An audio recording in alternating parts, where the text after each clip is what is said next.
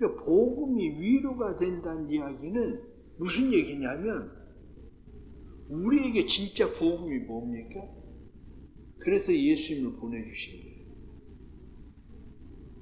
우리에게 예수님을 보내주시는 이유가 뭐냐? 그분이 복음이시니까, 우리의 위로자시니까. 근데 사람들은 예수 그리스도가 복음이라는 걸 모르는 거죠. 왜? 받아들이지를 못해. 조금 전에 말씀을 드린 것처럼 예수가 복음으로 받아들일 수 있는 사람들은 이 상처가 치료돼야 돼. 상처가. 더 쉽게 얘기하면 죄의 상처가 치료돼야 돼. 오늘 그것을 뭐라고 이야기합니까? 오늘 그것을 이야기할 때에 노역의 때가 끝났고 죄악의 사함을 받았느니라. 예수를 믿고 중요한 게 뭐냐면 죄사함의 확신이에요. 예수를 보내주셨을 때 예수 그리스도가 우리의 죄사함이라는 확신이 생겨야 그래야 예수 그리스도가 복음이 됩니다. 그런데 예수 그리스도가 죄사함의 확신이 되지 않으면 복음이 안 돼요. 그러니까 교회는 오래 다녀도 잠깐 아이들이 아이스크림 하나 주고 과자 하나 주면 위로를 받는 것처럼 교회에서 예수 믿고 나 건강해졌다. 예수 믿고 사업이 잘 된다. 그런 것들을 위로를 삼으려고 그러는 거예요. 근데 사실은 그게 아니고 예수 믿고 죄사함 받았다. 예수 믿고 노역의 때가 끝났다. 저주가 내 삶에서 끊어졌다. 이게 생겨야 그래야 진짜 위로가 되는 겁니다. 그게 생겨야. 하나님이 우리의 위로자가 되시는 중요한 것은 하나님이 우리의 위로자가 되기 때문에 생명을 주셔요. 생명을 주신다는 것은 봄에 새싹들이 올라오는 것처럼 죽은 줄 알았는데 죽었던 곳에 생명이 묻혀 있었던 것이 다시 올라오는 것처럼 신앙생활에 진짜 하나님이 위로자가 되시는 것을 경험하는 게 뭐냐면 부활신앙이에요. 부활신앙을 경험하지 못하면 하나님이 위로자라는 사실을 경험하지 못해요. 부활신앙이 우리 안에 있을 때에 예수 그리스도의 부활 생명, 그 부활 생명 때문에 우리가 세상 가운데에서 힘있게 살아갈 수 있게 돼요. 부활 생명.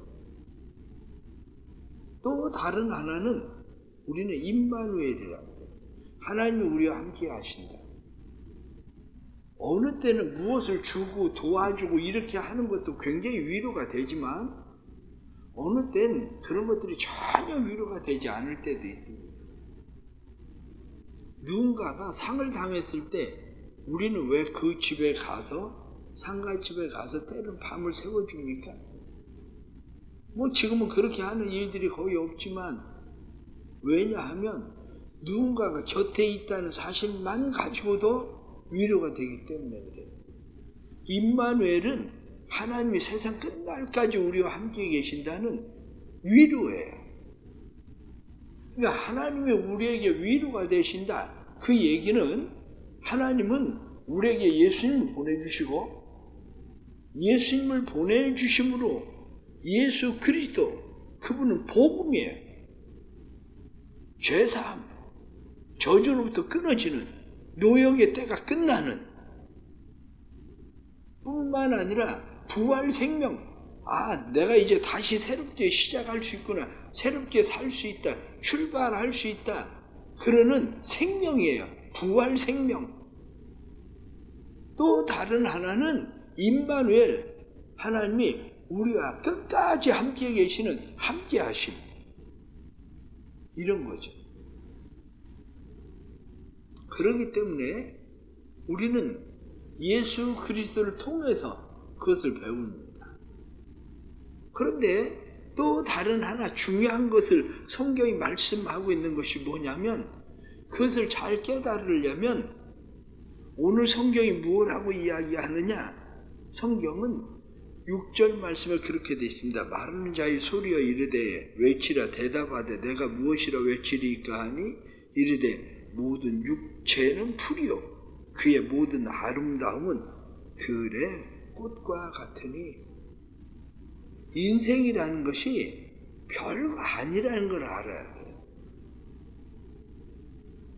인생이 별거 아닌 들의 풀, 꽃 세상에 아무리 영화롭게 살아도 그것은 꽃 잠깐 피었다 지는 거 그런 것과 같다. 여러분들 봄에 꽃이 어떻습니까? 피잖아요. 영산호 아니면 목련 그런데 며칠 갑니까? 꽃이 피면 1년 내내 꽃 피는 기간 해봐도 며칠 안 갑니다. 그거 마찬가지로 우리의 인생이 풀과 꽃 같다는 사실을 깨달아야 하나님 위로가 돼요. 왜냐하면 잠깐이라는 거.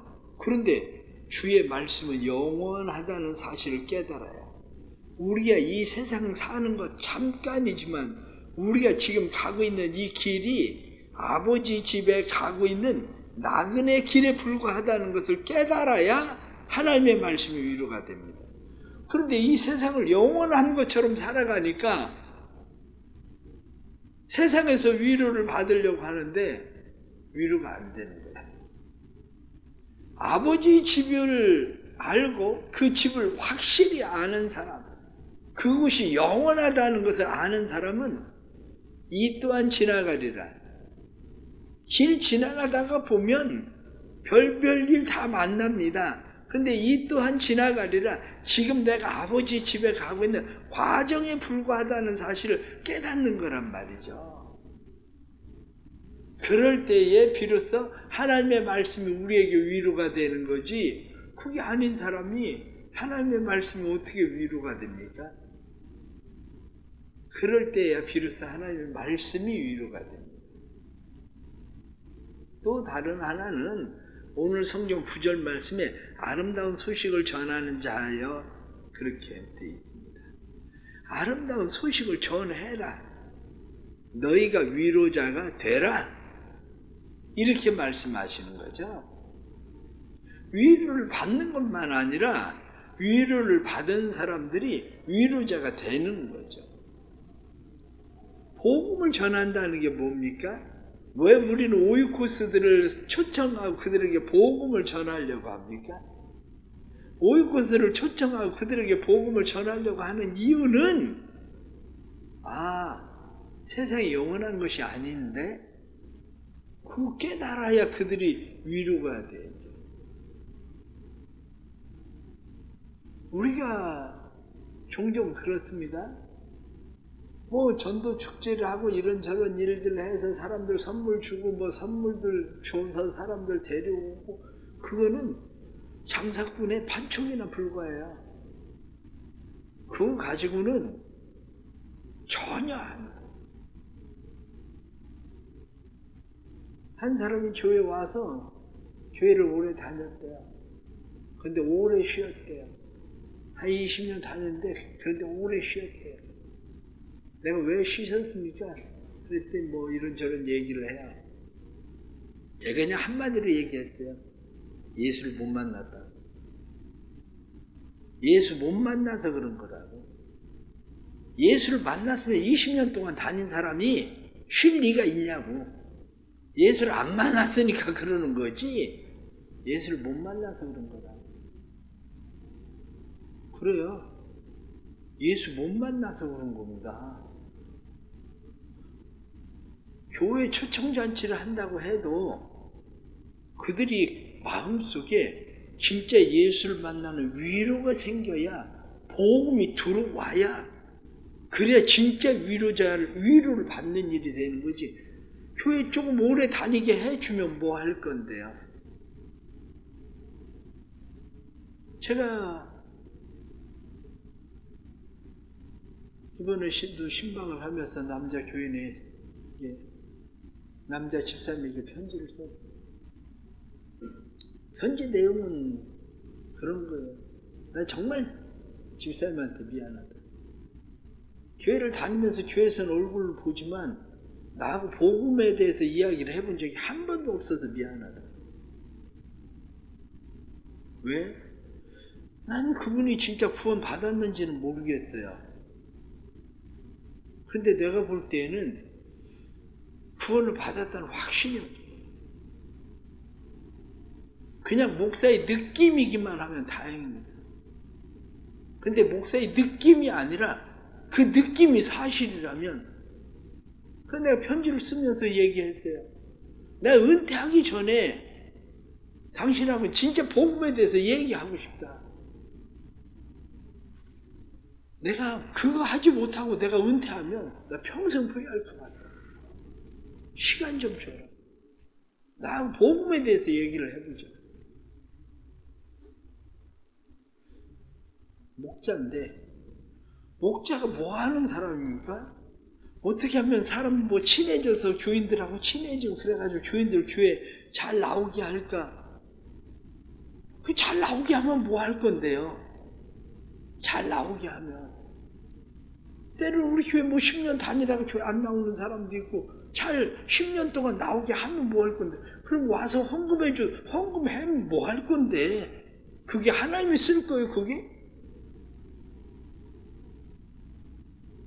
복음이 들어가야지. 복음을 만나지 못하면 무슨 소용이 있냐고. 그게 안타까운 거예요. 그래서 성경은 아름다운 소식을 전하는 자가 되라, 위로자가 되라, 그 얘기예요. 복음을 전하는 자가 되라, 그 얘기예요. 복음을 전하는 자. 기도도 그거예요. 하나님, 이번 오이코스 다음 주일에 오이코스 때 사람들이 많이 오게 해주세요. 사실은 제 핵심적인 기도는 사람들이 많이 오게 해주세요도 있지만, 하나님, 어떻게 말씀을 전해야 이 사람들이 한 번 왔다가 복음이 들어갈 수 있을까? 복음을 만날 수 있을까? 제 기도는 그거지. 왜냐, 지금까지 해보잖아요. 전도 축제 한다고 뭐 사람들 많이 오면 복음을 만나지 못하면 한마디로 다 꽝 아닙니까? 세상 말로? 꽝. 하나님의 말씀이 복음이 돼서 그들에게 들어갈 수 있도록. 결론적으로 말씀을 드리면 그렇습니다. 결론적으로 성경은 히브리서 10장 24절 말씀에도 서로 돌아보아 사랑과 선행을 격려하며, 서로 돌아보아라, 격려해라.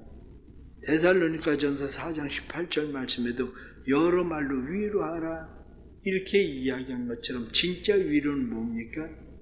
복음 주는 거예요. 복음 주는 거예요.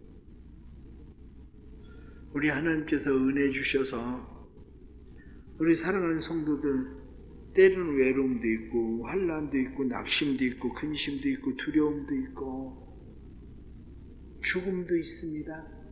그러나 가장 중요한 문제는 죄의 문제예요. 죄의 문제 해결, 죄의 사함을 받았다는 해결의 은혜가 아니고는 우리의 삶에 진짜 위로가 없는 거죠. 오늘 주시는 이런 말씀들 생각하면서 복음을 받아들이십시오. 마음에 상처가 있거든 골짜기를 메우시는 상처를 치유하시는 주님을 만나십시오.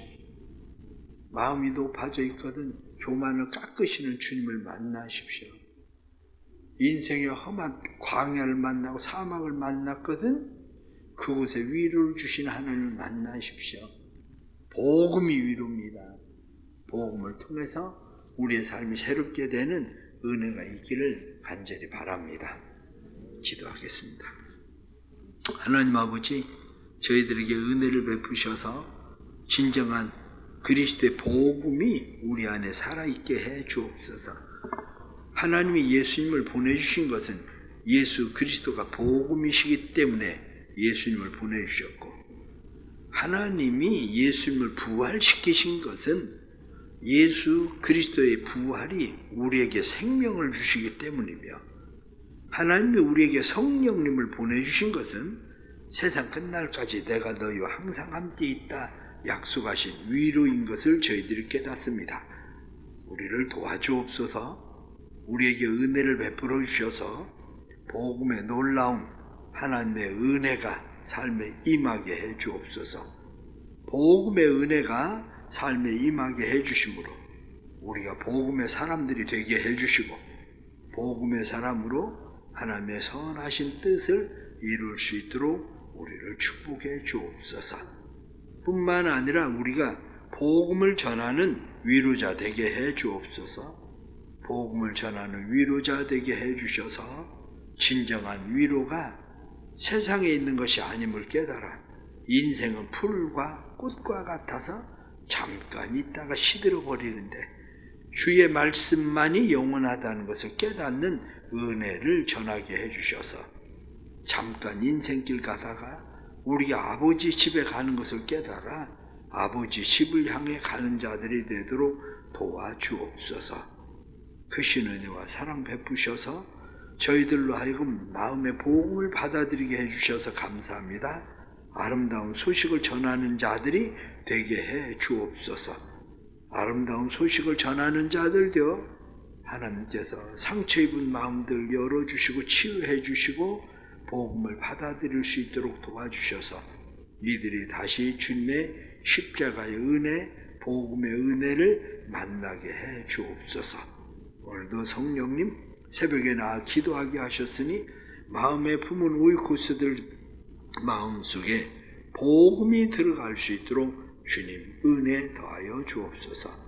오늘 하루의 삶도 주께 맡깁니다. 우리의 삶이 오직 주의 손에 형통케 하시고 오이코스들을 만날 때에 오이코스들에게 예수 생명이 전해지도록 축복해 주옵소서. 오늘도 힘 주시고 능력 주시는 주님 함께해 주셔서 세상을 넉넉히 이기고 견디는 은혜를 허락해 주옵소서. 예수님의 이름 받들어 기도드리옵나이다. 아멘.